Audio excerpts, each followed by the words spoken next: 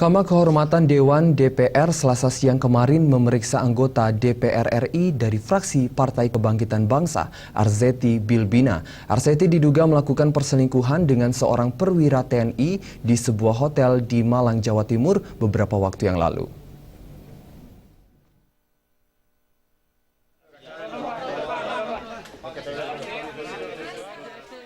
Anggota Komisi 8 DPR RI Arzetti Bilbina Selasa siang menjalani pemeriksaan pertamanya di Mahkamah Kehormatan Dewan MKD di Gedung DPR Jakarta.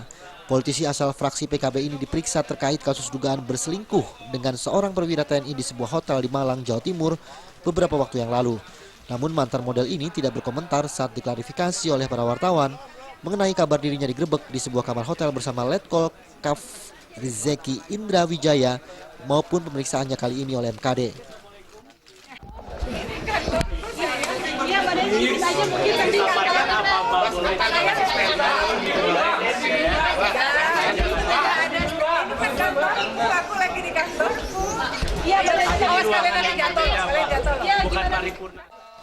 Terkait pemeriksaan anggota Komisi 8 DPR RI Arzetti Bilbina, Ketua Mahkamah Kehormatan Dewan MKD Surahman Hidayat mengatakan, pemeriksaan kali ini hanya mendengarkan klarifikasi dari Arzetti.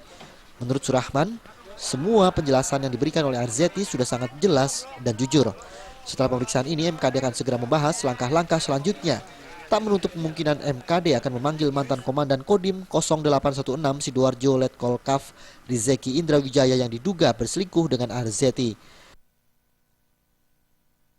Apa materi perkara di persidangan itu tidak boleh disiarkan. Begitu aturannya. Ini sidang perdana ini gimana? Ini perdana atau gimana, Pak?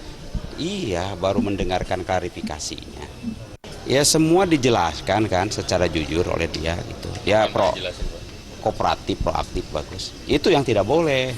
Agenda setelah ini apa, Pak? Apakah akan ada lanjutan lagi untuk sidang berikutnya memanggil beberapa pihak? Ya itu nanti kan dibahas di pimpinan. Ini cukup. Oh belum, ya kan? Misalnya masih perlu menggali dari saksi-saksi atau pihak terkait gitu kan. Dari Jakarta, Feby Waryanti dan Wayan Agus.